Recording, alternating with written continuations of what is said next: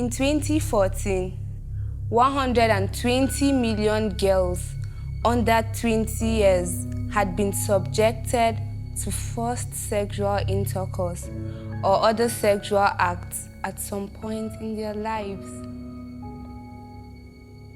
93% of the victims under the age of 18 know the abuser, but fail to report the abuse because of the shame that they feel, the inadequate support systems, the fear or risk of retaliating or of being blamed, stigmatized, maltreated, or socially ostracized. In a third of the countries of the world, at least 5% of young women reported experiences of sexual violence in their childhood.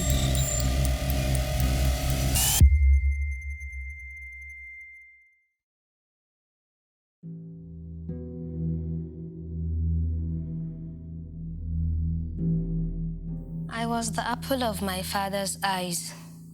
He treated me differently from my siblings, as he always called me my princess. I gave my trust to him and I felt safe with him, or so I thought. My name is Hadiza, and I was 17 years old when my world was changed forever. I can never forget that day, the time, down to the minutes and the seconds of when and how it all happened. It happened on the 16th of May, 2014, at 12:53 a.m. I was sleeping when he entered my room.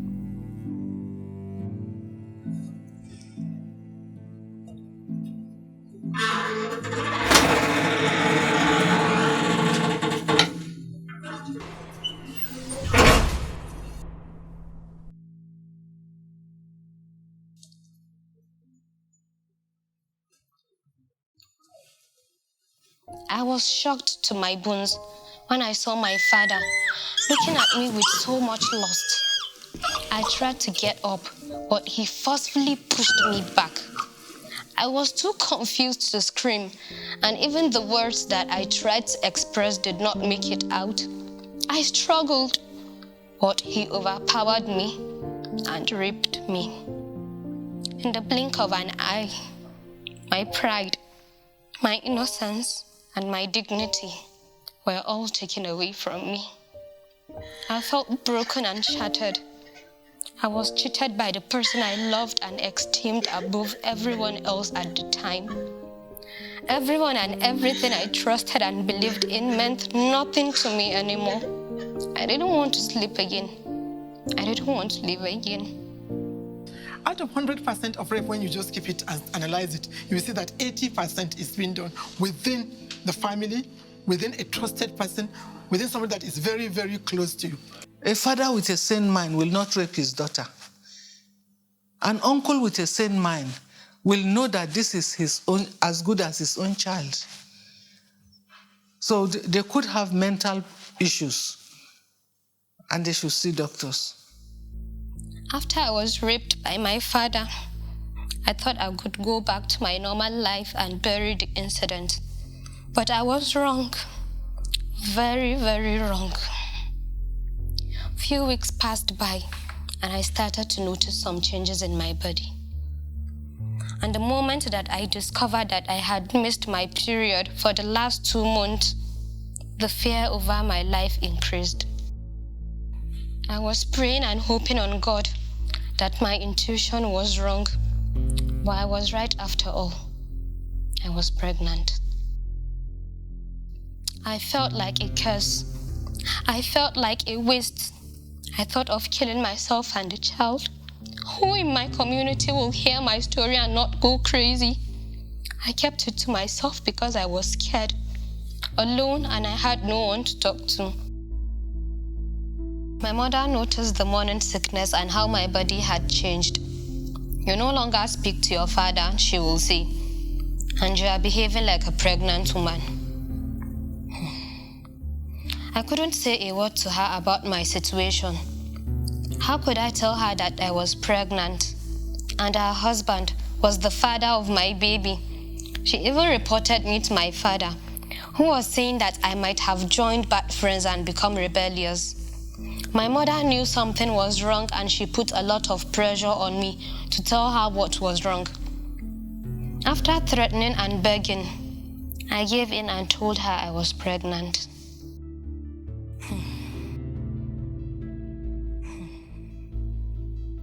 And that my father raped me. Yes, he raped me. But she didn't believe me. She didn't believe a man as pious as my father would do such a thing. A man who is so respected in our community and an Islamic scholar. It was all about him. What about me? What about me?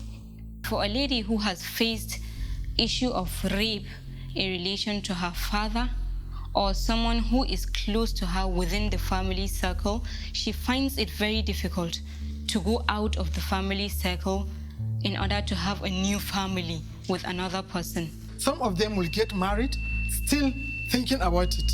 Some of them, it will affect their even marriage because the hatred is there and the mistrust is there because they will think that this is what happened. So it's something that it happens for life. Sometimes a girl is being raped and up to the age of 50-something, she was raped, maybe she was 12, 15, that she was raped. But it's within her up to maybe when she starts having even grandchildren. She will think all men are the same because it's a man and the man that is very close to her and the husband is also close to her. So sometimes she will think that maybe her husband will do the same thing to her own daughter. A number of clients I've worked with in faced with different mental health issues like substance use disorders or depression. When we analyze the root cause of their mental health challenges, a lot of times it also points out to sexual violence. So some cases, childhood sexual violence, some teenage, and it's so interesting seeing how it plays a role and there is a pattern of behavior into their adulthood for something that happened years ago. We all know the lion is popularly known as the strongest animal in the jungle. But when it's mating season and it's desiring a female lion to partner with, it will take its time to chase after that lion, please that lion, dance and do whatever it can do to please that lion, just to secure the consent, apparent consent, or willingness from that female lion to actually partner with it. I remember a specific species of fish that takes its time to literally design a beautiful artwork in the sand just to attract the female fish it wants to have sexual interactions with. I mean, that is a fish, for crying out loud. There's also a very colorful bird that would make all sorts of beautiful gestures, dances, displays, just to attract the female bird he wants to spend time with. And so you can't help but think, if animals who we popularly accuse of being incapable of making, valuable decisions or judgments, if animals could think and be so deliberate about who they make sexual advances to, how much more human beings? Maybe martial arts is the answer. If you attack me and I know you are about to rape me, of course, I know sensitive parts to attack you so that you get it off me. Because sometimes it's because they don't want to defend themselves and they always think, I don't want to shout so that I am not disgraced. That they get finally raped and they cannot do anything about it.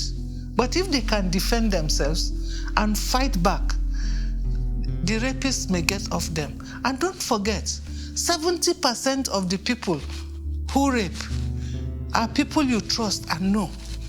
They are not strangers to you. So why should we keep quiet? She took me to a hospital in a faraway community to confirm if I was pregnant. So sure that I was lying, she reported me to my father and told him what I said. To her dismay, he didn't deny it, but he shamelessly blamed it on the devil and pleaded with her to forgive him. My mother was blinded by the love she had for my dad and she forgave him. And he decided to cover the growing secret. Me, I wasn't forgiven. In fact, she blamed me for what happened and connived and locked me up. I was locked from the world. I was locked away from everything and everyone. Everyone that asked of me was told that I had traveled. I was brought through it like a prisoner and monitored throughout the day. Nobody wants to talk about it, especially we the mothers. We don't want really to talk about it because we think that, number one, the girls will be stigmatized. Maybe her father raped her, or maybe her uncle raped her, and nobody went to marry her. So what?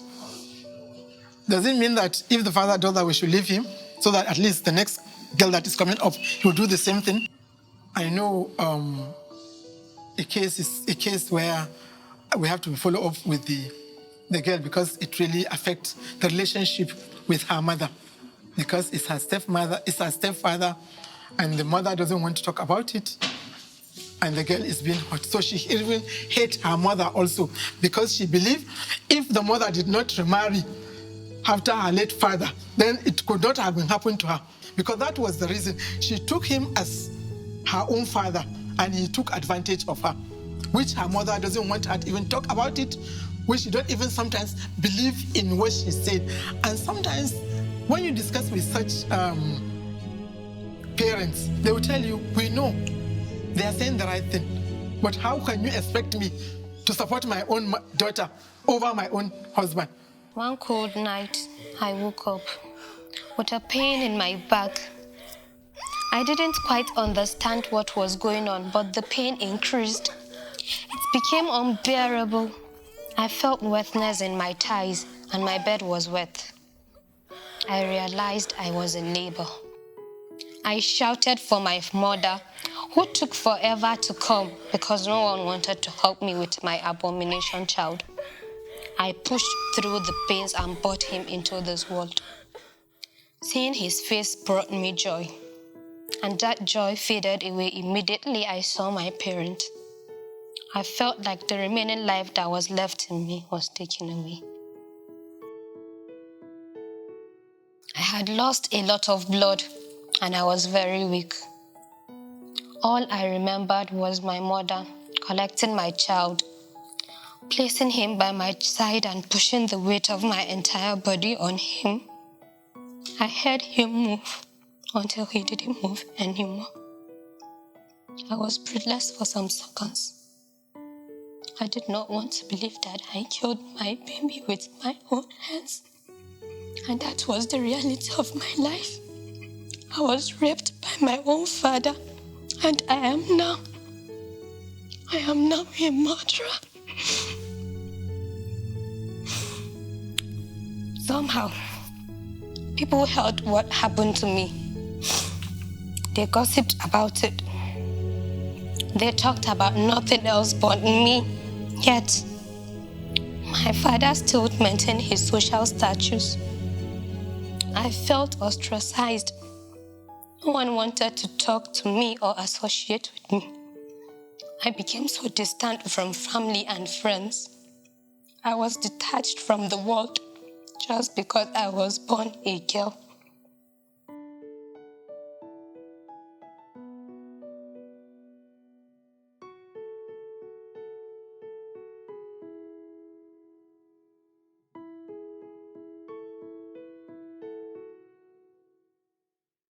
It is not only the activity of the police in order to see that the rate of cases of rape and other related sexual offenses reduced.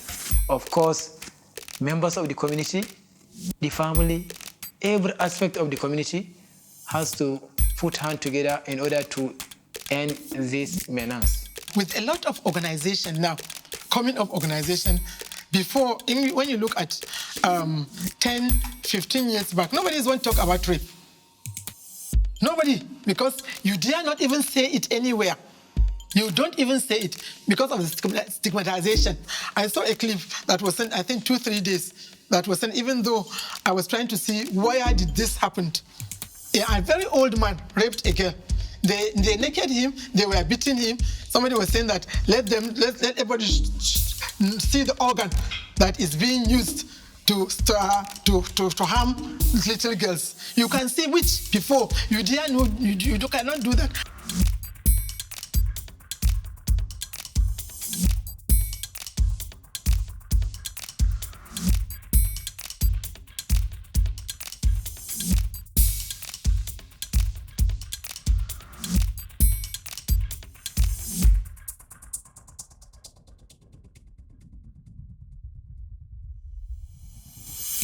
We need a multiple kind of approach to tackle the menace of rape. If I know that Mr. A, Mr. C, Mr. D were sent to life imprisonment for the rape case, I dare not do it. Even if the Babalao said I should, I'll get money. So after that, if I'm in imprisonment, who is going to spend the money?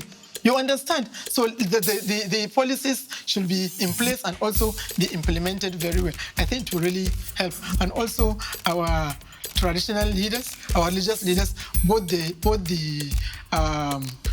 church pastors, both the imams in the mosques should at least start to advocate so that at least they try to